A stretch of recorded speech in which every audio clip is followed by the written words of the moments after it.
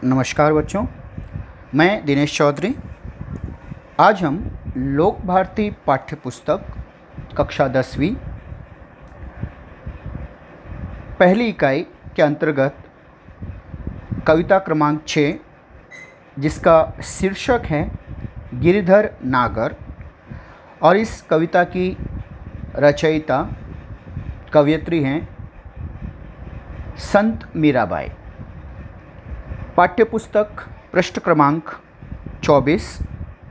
आइए हम देखते हैं संत मीराबाई का संक्षिप्त जीवन परिचय। इनका जन्म 1516 ईस्वी में जोधपुर राजस्थान में हुआ था। 1546 द्वारका गुजरात में इनका निधन हुआ। संत मीराबाई बचपन से ही कृष्ण भक्ति में लीन रहा करती थी। बच्चों, कृष्ण भक्ति शब्द अत्यंत महत्वपूर्ण है इंग्लिश मीडियम और मराठी मीडियम के लिए। कृष्ण शब्द, कृष्णा नहीं लिखना है, कृष्ण। भक्ति शब्द, इसकी स्पेलिंग ज़रा देखिए, ये ह्रस्व छोटी की मात्रा, ठीक है। कृष्ण भक्ति में लीन रहा करती थी। लीन यानी मग्न रहना, डूबे रहना। तो मीराबाई बचपन से ही कृष्ण भक्ति में रमी रहती थी। बाद में गृह त्याग, घर को त्याग कर, सामाजिक जीवन का त्याग कर, पारिवारिक जीवन का त्याग कर के आप घूम घूम कर मंदिरों में अपने भजन सुनाया करती थी। मीराबाई के भजन और उपासना, पूजा पाठ, तपस्या उनके जीवन की, उसमें माधुर्य भाव, मधुरता से ओतप्रोत हैं, लबरेज हैं, परिपूर्ण हैं। आपके पदों में यानी आपके भजनों में प्रेम की तल्लीनता समान रूप से पाई जाती है। आपकी प्रमुख कृतियां हैं नरसिंह जी का मायरा, गीत गोविंद, राग सोरठ के पद आदि। आइए अब हम पद्य संबंधी देखते हैं। पद्य संबंधी कविता का पूर्व परिचय। मीराबाई के सभी पद बच्चों शब्द है पद, और इसका अर्थ लिखिए। पद से तात्पर्य होता है कविता या भजन। लेकिन जानकारी के लिए याद रखिएगा बच्चों, अगर भिन्नार्थक शब्द अलग अलग अर्थ पूछे जाएं, एक ही शब्द लेकिन अलग अलग अर्थ, तो पद शब्द का और एक अर्थ होता है ओहदा, पोजीशन, पोस्ट, रुतबा, ठीक है, कि आप किस पद पर कार्यरत हैं। मीरा के पद, सूरदास के पद, तो वहाँ पर अर्थ हुआ कविता और भजन। यानी यहाँ पर भी क्या अर्थ है इसका, कविता और भजन। तो मीराबाई के सभी पद, मीराबाई की सभी कविताएं या मीराबाई के सभी भजन उनके आराध्य के प्रति, आराध्य से तात्पर्य होता है प्रिय देवता या कुल देवता, या जिनकी आराधना की जा रही है। आराधना से तात्पर्य है पूजा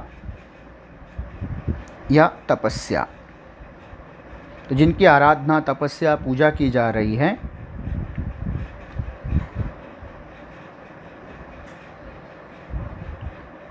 वे देव क्या कहलाएंगे, आराध्य, ठीक है, के प्रति ही समर्पित हैं। आपके पदों का मुख्य स्वर भगवत प्रेम ही है, भगवान के प्रति प्रेम। अक्सर संसार के लोग ईश्वर के प्रति भक्ति में दीनहीन भाव से गिड़गिड़ाएंगे, लेकिन यहाँ पर इन्होंने उनके प्रति याचना की बजाय प्रेम को ज़्यादा प्रमुखता दी है। प्रस्तुत पदों में आपकी उत्सुकता, मिलन, कृष्ण से मिलन, आशा, प्रतीक्षा के भाव सभी अनुपम हैं। अनुपम हैं, अनोखे हैं, अद्वितीय हैं, अद्भुत हैं। बच्चों, मीराबाई का जन्म, उनका जीवन बहुत ही कारुणिक रहा है। उन्होंने पारिवारिक जीवन जिया। बचपन में ही जन्म के कुछ ही वर्षों बाद जन्मदात्री माताजी का देहांत हुआ। उसके बाद तकरीबन कुछ वर्ष की रही होगी कि पिताजी का भी देहांत हुआ। ताऊ जी यानी पिता के बड़े भाई, उन्होंने परवरिश की। फिर उस समय की प्रथा के अनुसार यानी 1516 राजस्थान बाल विवाह, तो उनका विवाह करवा दिया गया। विवाह के कुछ वर्ष बाद ही इनके पति एक युद्ध में मारे गए, यानी स्वर्ग सिधार गए, विधवा हो गई। महारानी उस पर से विधवा, और राजस्थान याद रखिए पर्दा प्रथा, घूंघट प्रथा, जो कुछ अंशों में आज भी वहाँ की पहचान है। तो सोचिएगा 1516 और 46 के दौर में राजस्थान के राजपूताना, जिसे उस समय कहा जाता था, एक महारानी जो विधवा हो चुकी है, जिसने पारिवारिक जीवन, जिसने अपने सांसारिक जीवन को अच्छे से शुरू ही नहीं किया, तो एक विधवा का नैराश्य, प्रताड़ित सा जीवन वो जीने की बजाय मीराबाई उन सामाजिक परंपराओं को धता बताते हुए उन्हें खुली चुनौती देती हैं, एक क्रांतिकारी परिवर्तन, कि वे बचपन से कृष्ण भक्ति में लीन थी और विधवा होने के बाद तो वे सन्यासिनी का वेश धारण कर खुलेआम संतों की मंडली में घूमती हैं, नगर नगर घूमती हैं। महल से बाहर जाने की जिन रानियों को अनुमति नहीं होती थी, रनिवास से बाहर कदम रखना जिनके लिए दुष्कर होता था, ये महारानी मीरा विधवा होने के बाद संतों की मंडली में घूम रही है, नगर नगर द्वार द्वार घूम रही हैं, अपने गुरु संत रविदास के चरणों में बैठकर भक्ति के नए शिखर छूती हैं। ऐसी मीरा जिन्होंने बचपन से ही कृष्ण को अपने भगवान नहीं, अपने पति, अपने प्रिय, अपने प्रेमी के रूप में माना। इनका विश्वास रहा कि ये कृष्ण की जन्म जन्मांतर की सखी हैं। इस जीवन में भी कृष्ण उनसे मिलने आएंगे, उन्हें लिवाने आएंगे। इस प्रसंग में पूरी कविता समझिएगा बच्चों। ये प्राचीन कविता है, परीक्षा की दृष्टि से अत्यंत महत्वपूर्ण। तकरीबन लगभग हर परीक्षा में ये इससे प्रश्न पूछे जाएंगे। 2 अंक का भावार्थ और बाकी कृति और शब्द संपदा। इस कविता में आपके जो शब्द हैं वे अधिकतर आपको राजस्थानी भाषा, ब्रज भाषा, हिंदी की खड़ी बोली के शब्द, कुछ गुजराती के शब्द मिलेंगे। यानी मिश्रित हिंदी आप यहाँ पे, जो आप और हम रूटीन डेली लाइफ में जो हिंदी बोलते हैं उससे थोड़ी सी अलग है। लेकिन कविता बहुत ही सरल है, निश्चिंत रहिए, बहुत ही स्कोरिंग कविता है। ठीक है, अब हम देखते हैं कि कविता में जो शीर्षक आपको दिया है कविता का, गिरिधर नागर। पहले हम इसकी व्याख्या समझ लेते हैं, फिर हम कविता की तरफ प्रस्थान करेंगे। गिरिधर नागर बच्चों, शब्द है गिरिधर। ग पे हस्व छोटी की मात्रा, र पे छोटी की मात्रा, धर, नागर। तो सबसे पहले हम गिरिधर शब्द को देखते हैं। इसमें गिरी एक शब्द है और दूसरा शब्द है धर। तो गिरी शब्द के मायने हुए पर्वत। याद रखना बच्चों, ये छोटी ई की मात्रा। कई बार पूछा जाएगा अंतर बताइए, ये छोटी और ये बड़ी ई, ये हस्व ये दीर्घ। इस गिरी का भी एक अर्थ होता है आम की गिरी, आम का जो फल होता है उसकी गिरी यानी गुठली। और दूसरा गिरी मतलब पेड़ से गिरी, है ना, टेबल पर से पुस्तक गिरी, इस तरह से। तो गिरना यहाँ पर ये क्रिया शब्द मूल रूप में। ठीक है, तो गिरी पर्वत। धर से तात्पर्य होता है धारण करना या उठाना। तो पर्वत, कौन सा पर्वत? गोवर्धन पर्वत को।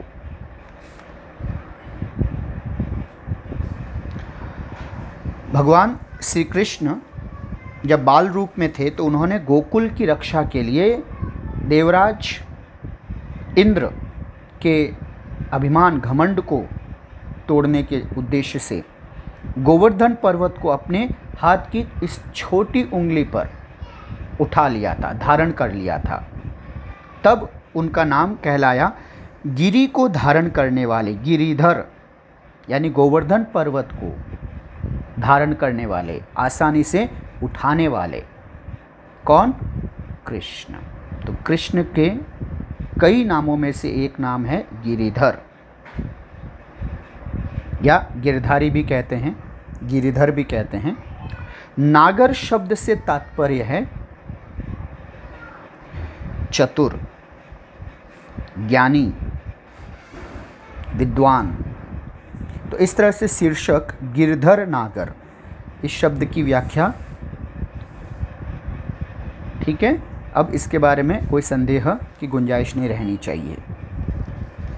अब हम देखते हैं कि कविता में हमारे सामने 3 हिस्से में, कि एक पहला पद है, फिर दूसरा पद है और एक तीसरा पद है। ठीक है बच्चों, पहले पद में 10 पंक्तियां हैं, दूसरे पद में 8 और तीसरे पद में 7। तो अब हम पहले पद के हिसाब से पंक्तियों के अनुसार शब्दार्थ और भावार्थ पर चर्चा करेंगे। ठीक है, पहले पद को मैं एक बार बोल के आपको बता देता हूँ ताकि आप इस शब्दों से थोड़े से परिचित हो जाएं। पहला पद पंक्ति है, मेरे तो गिरधर गोपाल दूसरो न कोई, जाके सिर मोर मुकुट मेरो पति सोई, छाड़ी दई कुल की कानी कहाँ करी है कोई, संतन ढिग बैठी बैठी लोक लाज खोई, असुअन जल सींच सींच प्रेम बेली बोई, अब तो बिल फैल गई आनंद फल होई, दूध की मथनिया बड़े प्रेम से बिलोई, माखन जब काढ़ लियो छाछ पिए कोई, भगत देखी राजी हुई जगत देखी रोई, दासी मीरा लाल गिरधर तारो अब मोही। इस तरह से ये पहला पद है। आइए अब हम इस पहले पद में पहली पंक्ति उस पर चर्चा करते हैं। पहली पंक्ति है, मेरे तो, मीराबाई कह रही कि मेरे तो गिरधर गोपाल। गिरधर, गिरिधर एक ही अर्थ है, गिरधर और गिरिधर यानी गोवर्धन पर्वत को धारण करने वाले। गोपाल से तात्पर्य होता है गायों को पालने वाले, गायों को पालने वाले या गायों को चराने वाले।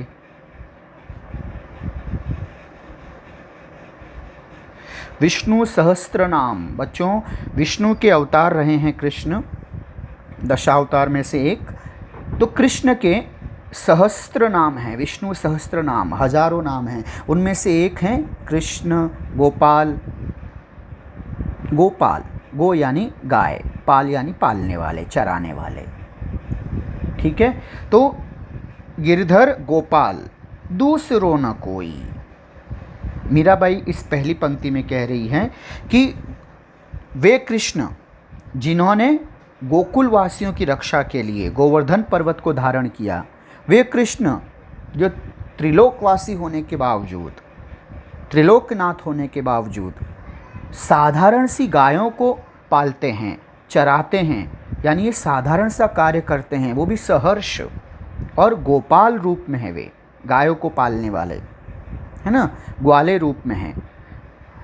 ऐसे गोपाल, ऐसे गिरधर जो जन सामान्य के मन में बसे हुए हैं, जो जन सामान्य के कष्टों को दूर करने के लिए देव रूप में होने के बावजूद सामान्य सा जीवन जीते हैं, ऐसे कृष्ण के सहज सरल रूप से मीराबाई कहती हैं कि मेरे लिए, मेरी रक्षा के लिए, मेरे जीवन को बचाने के लिए, मेरे दुखों से मुझे छुटकारा दिलाने के लिए और मुझे किसी अन्य का कोई आसरा नहीं है, कोई दूसरा मेरी मदद नहीं कर सकता। उनके सिवा मेरा और कोई सहारा नहीं है, कोई ठौर ठिकाना नहीं है। अर्थात हम इसके शब्दार्थ के बाद हम भावार्थ पर अगर चर्चा करें तो मेरे तो गिरधर गोपाल दूसरो न कोई, तो हम इसके भावार्थ के रूप में कुछ ऐसे भी कह सकते हैं कि प्रस्तुत पद में कृष्ण भक्त महान संत कवयित्री मीराबाई गिरधर गोपाल श्री कृष्ण की भक्ति में लीन होकर कहती हैं कि गोवर्धन गिरी पर्वत को धारण करने वाले, गोवर्धन पर्वत को अपनी तर्जनी उंगली पर उठाकर गोकुल वासियों की रक्षा करने वाले श्री कृष्ण ही मेरे स्वामी हैं। गोकुल की गायों को चराने वाले, उन्हें पालने वाले गोपाल श्री कृष्ण ही मेरे सर्वस्व हैं। मीराबाई कहती हैं कि गिरधारी गोपाल श्री कृष्ण के अतिरिक्त इस संसार में मेरा अन्यत्र कहीं और कोई संबल सहारा नहीं है, कोई ठौर ठिकाना मदद नहीं है। मेरे तो गिरधर गोपाल दूसरो न कोई, यानी गिरी को धारण करने वाले गायों के पालक कृष्ण के सिवा मेरा और कोई नहीं है। तो बच्चों अब हम पंक्ति क्रमांक 2 की तरफ प्रस्थान करें। जाके सिर मोर मुकुट मेरो पति सोई, जाके अर्थात जिनके, सिर यानी सिर पर, मोर यानी मोर पंख का मुकुट यानी ताज, ठीक है, मोर पंख का मुकुट, मेरो पति सोई, मेरो पति यानी मेरे पति, सोई, सोई से तात्पर्य है के समान या की तरह, ठीक है। तो जिनके सिर पर, जो त्रिलोकीनाथ होने के बावजूद एक साधारण सा अगर कोई भूखंड का स्वामी हो, छोटी सी ज़मीन जायदाद रियासत का कोई मालिक हो, तो ऐसे राजाओं ने अपनी शान शौकत, अपने वैभव को दर्शाने के लिए अपने ताज में हीरे मोती जवाहरात, बेशकीमती हीरे मोती जवाहरात को जड़ाए रखा और अपने मुकुट से, अपने ताज से उन्होंने अपनी अमीरी, अपने महत्व को दर्शाने का प्रयास किया है। मीराबाई कहती है कि जब सामान्य से भूखंडों के स्वामी अपने ताज में अनगिनत हीरे मोती जड़कर अपने बड़प्पन, अपने ऐश्वर्य को दर्शाते हैं, आडंबर करते हैं, दिखावा करते हैं, तो जो तीनों लोक का स्वामी है उसे कितना आडंबर करना चाहिए, उसका धन वैभव प्रदर्शन कितना आलीशान होना चाहिए। बजाय इसके सादा जीवन उच्च विचार, कृष्ण की सादगी पर मीराबाई मर मिटी हैं। वे कहते हैं कि त्रिलोकीनाथ होने के बावजूद कृष्ण मोर पंख को मुकुट के रूप में धारण किए हुए हैं, अपने माथे पर बांधे हुए हैं, जबकि उनके लिए मुकुट के रूप में कुछ भी असंभव नहीं है धारण करना।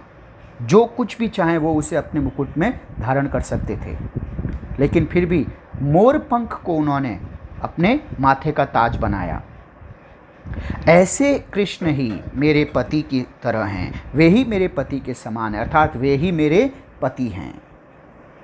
तो मीराबाई कहती हैं कि जिनके मस्तक पर मोर का मुकुट शोभित है वे ही मेरे पति हैं। अब हम इसके भावार्थ पर चर्चा करें बच्चों।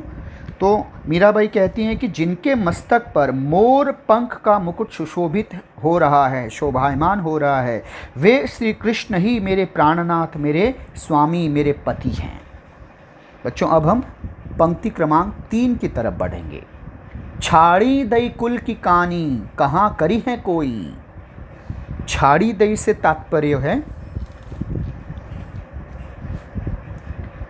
छाड़ी यानी छोड़ देना, छाड़ी छोड़, त्याग। दई का अर्थ हुआ देना या दिया, तो त्याग दिया है, छोड़ दिया है। क्या? कुल, कुल का अर्थ हुआ खानदान, वंश, कुल परिवार, जो प्रतिष्ठित परिवार हैं उसकी कानी, की कानी से तात्पर्य हुआ की प्रतिष्ठा या की मर्यादा। कहा करी है कोई, लोग चाहे जो कहना है कहते रहें, अब मुझे कोई परवाह नहीं है। मीराबाई कहते कि ऐसे श्री कृष्ण के स्नेह में, उनके जन्म जन्मांतर के प्रेम में मैंने अपने खानदान की मर्यादा का त्याग कर लिया है, छोड़ दिया है। अब मुझे उसका कोई ख्याल नहीं है। और लोग अब मेरे संदर्भ में, मेरे विषय में इस बारे में क्या कुछ कहें या कह रहे हैं या कहेंगे, अब मुझे इसकी कतई परवाह नहीं है। जिसको जो कहना है कहता रहे, कुछ भी कहें, मुझे अब उसकी कोई चिंता या परवाह नहीं है। मैं उससे बेअसर हूँ। अर्थात मीराबाई ये कह रही हैं कि उनके लिए, कृष्ण के लिए मैंने कुल की मर्यादा छोड़ दी है, चाहे कोई मुझे कुछ भी कहें। यानी हम इसके भावार्थ के तौर पे जब चर्चा करें तो हमें ये लिखना होगा कि श्री कृष्ण को पाने हेतु मैंने तो अपने राजवंश, परिवार, खानदान, वंश की प्रतिष्ठा, मर्यादा को भी सहर्ष त्याग दिया है। समाज की लोकलाज को भी सहज ही भुला दिया है। लोगों के कटाक्षों, तानों, व्यंग्य बाणों की अब मुझे कतई भी परवाह नहीं है। अब मुझे कोई भी चाहे कुछ भी कहें, श्री कृष्ण के प्रति मेरी आसक्ति, भक्ति, स्नेह, लगाव अटल है। लोगों के तानों, उपेक्षाओं से मैं अब बेखबर, बेअसर हूँ। बच्चों, अब हम पंक्ति क्रमांक 4 की तरफ प्रस्थान करेंगे। संतन डिग बैठी बैठी लोक लाज खोई। संतन से अर्थ हुआ संत महात्मा या ऋषि मुनियों की, संतों की, साधु संतों की। ढिग, ढिग से तात्पर्य हुआ के साथ या की संगति में। बैठी बैठी स्वाभाविक है, बैठ बैठ कर। लोक लाज, लोक यानी समाज, लोग है ना, लेकिन लोग क्या कहेंगे। लाज यानी लज्जा, मर्यादा। खोई यानी खो दिया है। ठीक है। तो मीराबाई कह रही कि मैंने कृष्ण भक्ति में, संतों की संगत में, मैं उनकी मंडली में लगातार बैठी रहती हूँ, घूमती हूँ, नगरी नगरी संत संगत का लाभ लेती हूँ। लोक लाज खोई, अब मुझे कोई परवाह नहीं है कि लोग मेरे संदर्भ में क्या कहते हैं, कि लोग मेरे बारे में किस तरह की बातें कर रहे हैं, मेरे चरित्र पर, मुझ पर उंगली उठाते हैं, दोषारोपण करते हैं, आरोप लगाते हैं, मुझे देखकर विमुख हो जाते हैं।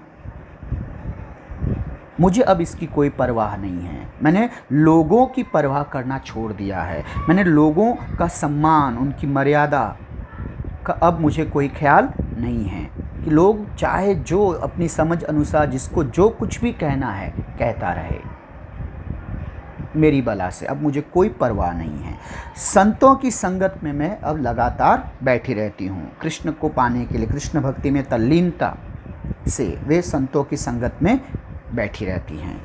यानी मीराबाई संतन ढिग बैठी बैठी लोक लाज खोई, इस पंक्ति में कह रही है कि संतों के साथ बैठ बैठ कर मैंने लोक लाज भी त्याग दी हैं। अर्थात हम इसके भावार्थ पे जब चर्चा करें तो हम इस तरह से कह सकते हैं कि संत महात्माओं की संगति में, मीराबाई कह रही हैं कि संत महात्माओं की संगति में मुझे श्री कृष्ण की भक्ति की शक्ति प्रतीत होती है।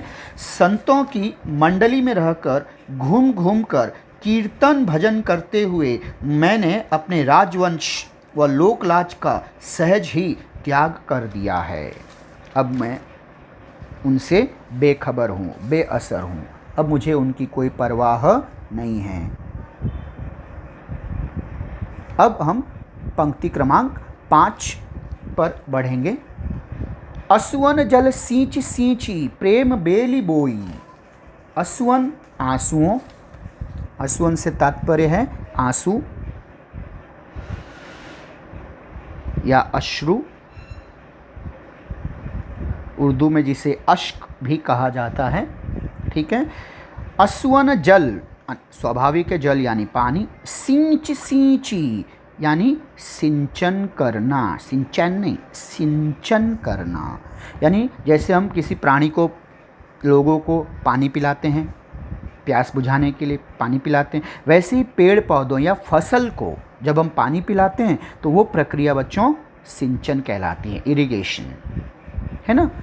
सिंचन यानी सींच सींच कर, सींच सींच कर।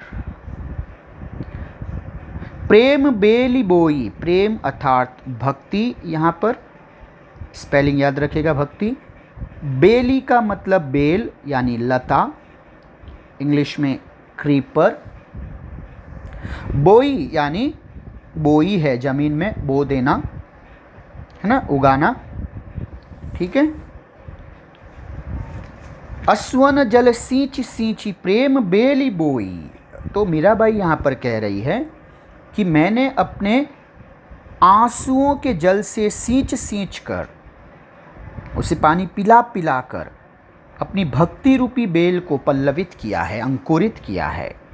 अपनी भक्ति को उन्होंने एक लता से कंपेयर किया है, लता जो पेड़ के सहारे आगे बढ़ती है, क्रीपर, कि मीराबाई कहती कि मेरी भक्ति एक लता की तरह है, और जैसे लता को अंकुरित, पल्लवित, पुष्पित बनाए रखने के लिए सतत निरंतर उसका सिंचन करना पड़ता है, पानी देना पड़ता है, पानी से उसे सींचा जाता है। मीराबाई कहती है कि मेरी भक्ति रूपी लता साधारण पानी से नहीं, मैंने उसे अपनी वेदना से उपजे आंसुओं से सींचा है।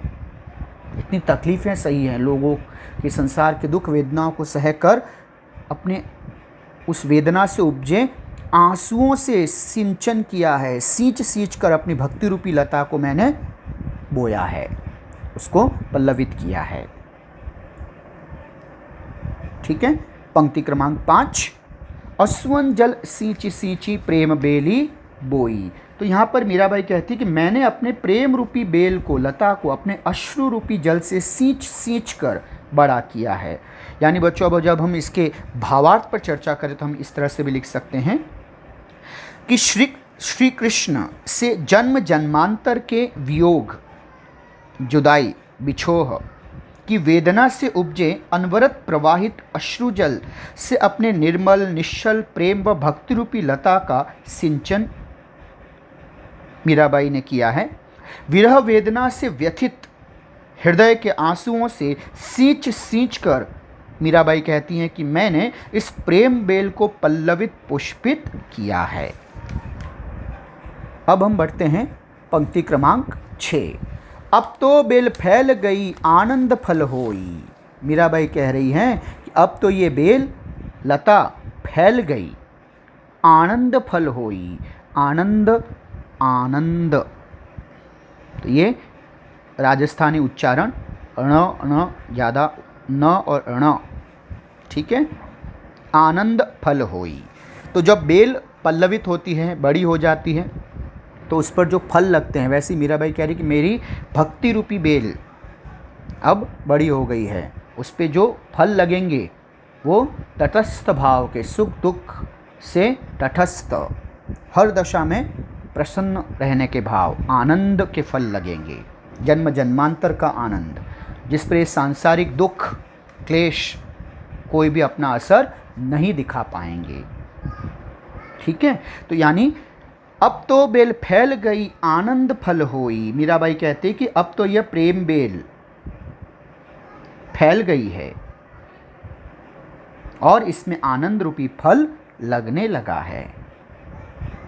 अस्वन जल सींची सींची प्रेम बेली बोई, अब तो बेल फैल गई आनंद फल हुई। यानी मीराबाई कह रहे कि मैंने तो अपने प्रेम रूपी बेल को अपने अश्रु रूपी जल से सींच सींच कर बड़ा किया है, अब तो यह प्रेम बेल फैल गई और इसमें आनंद रूपी फल लगने लगा है। बच्चों यदि ये दोनों पंक्तियाँ भावार्थ के तौर पे आई तो हम इसे इस तरह से लिखें कि पंक्ति क्रमांक 5 और 6 का भावार्थ में एक साथ पढ़ रहा हूँ, ध्यान दीजिएगा। श्री कृष्ण से जन्म जन्मांतर के वियोग की वेदना से उपजे अनवरत प्रवाहित अश्रुजल से अपने निर्मल निश्चल प्रेम व भक्ति रूपी लता का मीराबाई सिंचन कर रही हैं। विरह वेदना से व्यथित हृदय के आंसुओं से सींच सींच कर मीराबाई कहती हैं कि मैंने इस प्रेम बेल को पल्लवित पुष्पित किया है और अब यह प्रेम लता पुष्पित पल्लवित होकर फल फूल रही है, बल्कि दिन दुनी रात चौगुनी बढ़ रही है और इसमें आनंद रूपी फल लगने लगे हैं। यदि हम इस तरह की भाषा और अपने भावार्थ को लिखेंगे तो अवश्य ही हमें पूर्णांक प्राप्त होंगे। तो अब हम पंक्ति क्रमांक 7 की तरफ बढ़ते हैं। 7 और 8 हम एक साथ देख लेते हैं। दूध की मथनियाँ बड़े प्रेम से बिलोई, माखन जब काढ़ी लियो छाछ पिए कोई। मीराबाई कह रही हैं कि दूध की मथनियाँ, मथनियाँ से तात्पर्य है मथानी यानी बिलोना, जिससे दूध दही को मथा जाता है। मीराबाई कहती है कि मैंने उस दूध की मथनिया से उसे बड़े प्रेम से बिलोया है और जब दूध दही को मथा जाता है तो मक्खन प्राप्त होता है।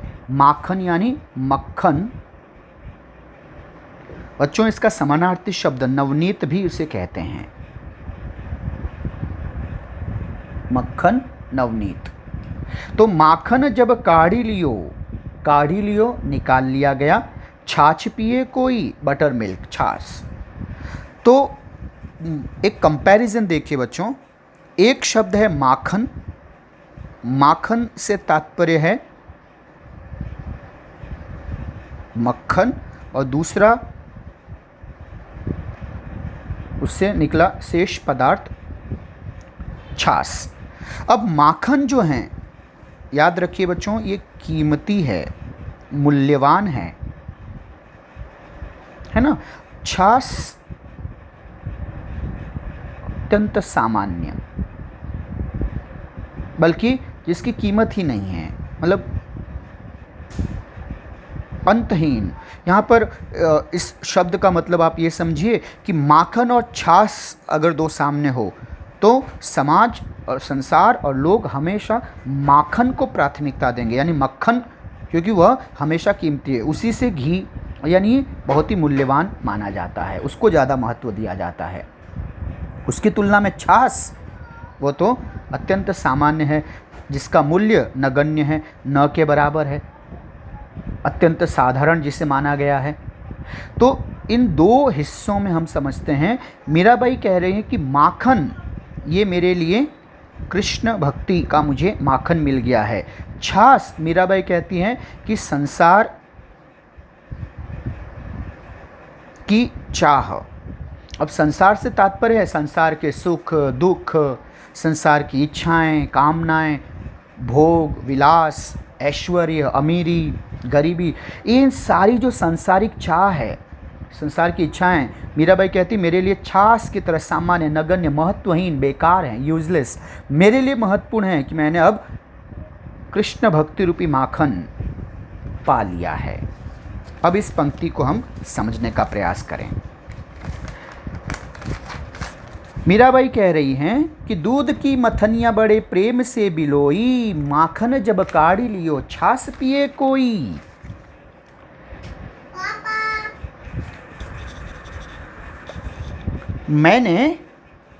मीराबाई कह रही कि मैंने दूध जमाने के पात्र में यानी बर्तन में जमे दही को मथानी से बड़े प्रेम से बिलोया और उसमें से कृष्ण प्रेम रूपी मक्खन को निकाल लिया। शेष छाछ रूपी निस्सार, बेकार, व्यर्थ जगत को छोड़ दिया है। यदि हम बच्चों इसका भावार्थ लिखें तो वह कुछ इस मानिंद होना चाहिए। 7वीं और 8वीं पंक्ति एक साथ। मीराबाई कह रही है कि मैंने दूध की मथानी से दही को बड़े स्नेह से मथ कर बिलोकर मक्खन नवनीत को निकाल लिया है और शेष पदार्थ छाछ को छोड़ दिया है। अर्थात मैंने जीवन को मथ कर सार तत्व मक्खन रूपी भक्ति को आत्मसात कर लिया है, अपना लिया है। मैं उसमें एक रूप हो गई हूँ और निस्सार जगत, सारहीन उसके अंश को, छाछ को मैंने त्याग दिया है। अब संसार मेरे लिए महत्वहीन है, उससे जुड़ी कामनाएं मेरे लिए बेकार हैं, लाभ हानि, यश अपयश सब मेरे लिए अब बेकार हैं, व्यर्थ की चीज़ें हैं। बच्चों अब हम अगली पंक्ति पर बढ़ते हैं, 9वीं और 10वीं पंक्ति इस पहले पद की अंतिम 2 पंक्तियाँ। भगत देखी राजी हुई, जगत देखी रोई, दासी मीरा लाल गिरधर तारो अब मोही। भगत यानी भक्त, देखी यानी देखकर, राजी यानी प्रसन्न खुश होना, जगत देखी रोई, जगत यानी संसार, देखी अर्थात देखकर, रोई यानी रोती हूँ, रो रही हूँ। दासी यानी सेविका, मीरा यानी मीराबाई कहती हैं, लाल बहुत ही महत्वपूर्ण शब्द है बच्चों, लाल शब्द का मतलब हुआ स्वामी, मेरे नाथ, मेरे मालिक। तो बच्चों इसी पंक्ति पर यदि पूछा जाएगा कि इस दी हुई पंक्तियों में परस्पर विलोम शब्द बताइए, अपोजिट वर्ड, तो हमारे पास 2 शब्द हैं, दासी यानी सेविका, उसका अपोजिट लाल, या लाल शब्द का अपोजिट दासी, इसे भी स्मरण रखिएगा। तो दासी मेरा लाल गिरधर, गिरधर हमने पहले ही जान लिया है, गोवर्धन पर्वत को धारण करने वाले गिरधारी अर्थात कृष्ण। तारो अब मोही, तारो अर्थात मुक्ति दिलाओ या मोक्ष दिलाओ या बचाओ, रक्षा करो। अब मोही, मोही से तात्पर्य है मुझे, मोही यानी मुझे, ठीक है। तो भगत देखी राजी हुई, जगत देखी रोई, दासी मीरा लाल गिरधर तारो अब मोही। मीराबाई ये कह रही हैं कि कृष्ण भक्तों को देखकर मैं प्रसन्न होती हूँ, परंतु संसार का व्यवहार देख मुझे बेहद दुख अफसोस होता है और मैं रो पड़ती हूँ। हे गिरधर लाल, मीरा तो आपकी दासी है और उसे इस संसार रूपी भव सागर से पार लगाओ। संसार की तुलना एक सागर के समान की गई है, इसीलिए संसार को भव सागर कहा जाता है, जहाँ पर जन्म जन्मांतर के चक्र से, जीवन मरण के चक्र से मुक्ति पाने की आकांक्षा मोक्ष कहलाती है। तो बच्चों अब हम इसके भावार्थ पे जब हम चर्चा करेंगे तो मीराबाई कहती हैं कि संत महात्माओं की कृष्ण भक्त मंडली को देख मीराबाई कहती हैं कि मैं अपने सभी दुख दर्द भुलाकर हर्षोल्लास से, प्रसन्नता से भाव विभोर आनंदित हो जाती हूँ, परंतु कृष्ण भक्ति के प्रति संसार की विरक्ति देखकर, कृष्ण भक्ति से संसार को विमुख होते देखकर व्यथित हो जाती हूँ और मुझे उनकी अबोध बालकों सी अज्ञानता पर सहज ही रोना आता है, दुख होता है कि मैं संसार को समझा नहीं पा रही हूँ।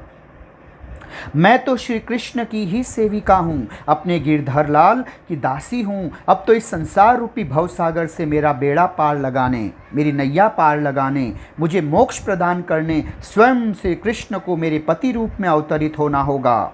मेरी जन्म जन्मांतर की विरह वेदना को मिटाने, इस संसार के दुखों से मुझे सांसारिक दैहिक जीवन भूलोक से, मृत्युलोक से मोक्ष दिलाने के लिए हे कन्हैया गिरधर लाल, आपको स्वयं ही प्रकट होना पड़ेगा।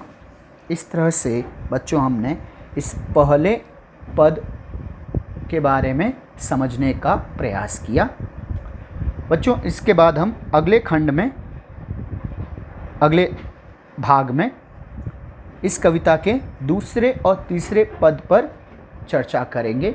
कृपया इस पहले पद, इसके शाब्दिक अर्थ हेतु, इसकी व्याख्या हेतु, इसके भावार्थ हेतु इस हिस्से को बार बार सुनिए, समझिए। भावार्थ में जहाँ जहाँ मैंने उल्लेख किया है, भावार्थ के हिस्से को ध्यान से सुनकर, समझकर परीक्षा में इन 10 पंक्तियों में से फर्ज कीजिए कि चुनिंदा 7, 4, 5 पंक्तियाँ पूछी जाएं और उसमें प्रश्न ऐसा होगा कि दिए हुए काव्यांश का भावार्थ लिखिए या फिर प्रारंभिक 2 पंक्तियाँ या पंक्ति क्रमांक 3 और 4 या अंतिम 2 पंक्तियों का भावार्थ लिखिए। तो बच्चों इसीलिए आपको मैंने ये भावार्थ पंक्ति अनुसार बताए हैं और यदि आप इस मेरे भावार्थ के अतिरिक्त अगर अपने उत्तर की उत्कृष्टता को बढ़ाना चाहते हैं तो पाठ्य पुस्तक के पृष्ठ क्रमांक 104 पर आइएगा। उसमें आप ये देखिए पूरे तीनों पद के भावार्थ दिए हैं। इसके जो कठिन शब्दार्थ हैं उस पर भी हम बात कर लेते हैं।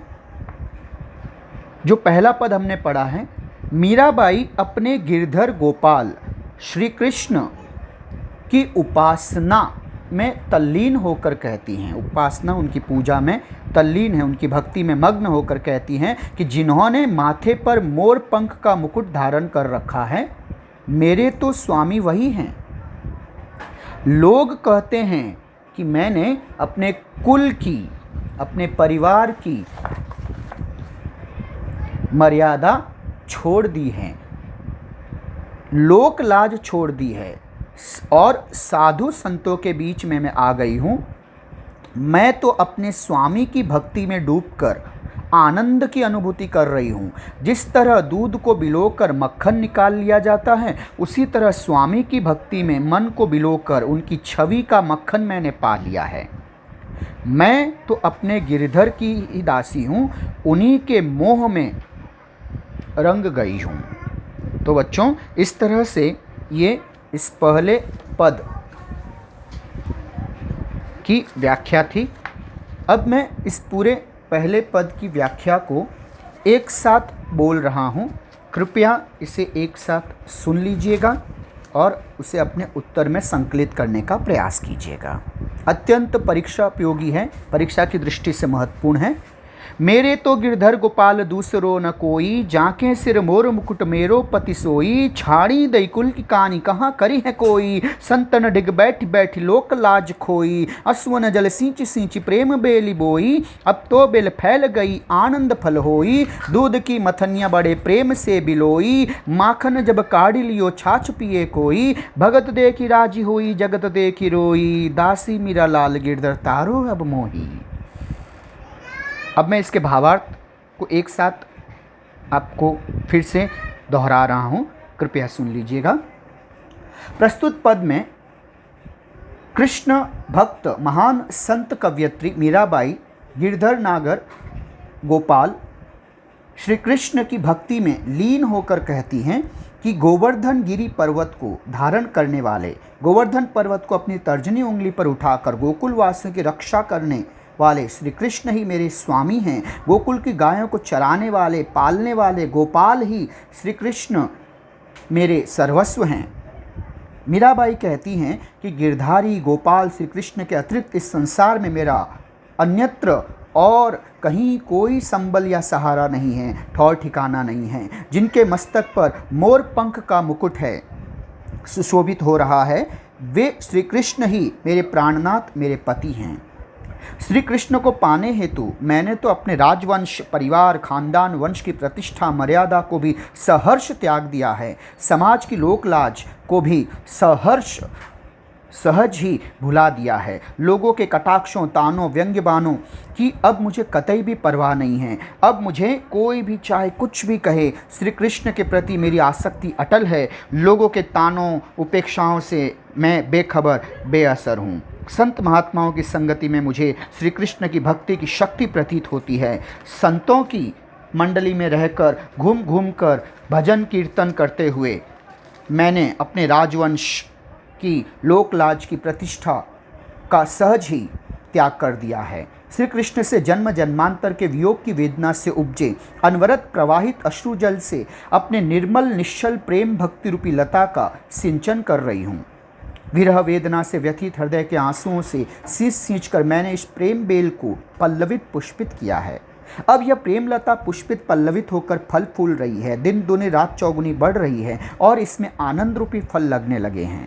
मैंने दूध की मथानी से दही को बड़े स्नेह से मथ कर बिलो कर मक्खन नवनीत को निकाल लिया है और शेष पदार्थ छाछ को छोड़ दिया है। अर्थात मैंने अपने जीवन को मथ मथ कर सार तत्व मक्खन रूपी भक्ति को आत्मसात कर लिया है और निस्सार जगत सारहीन अंश छाछ को त्याग दिया है।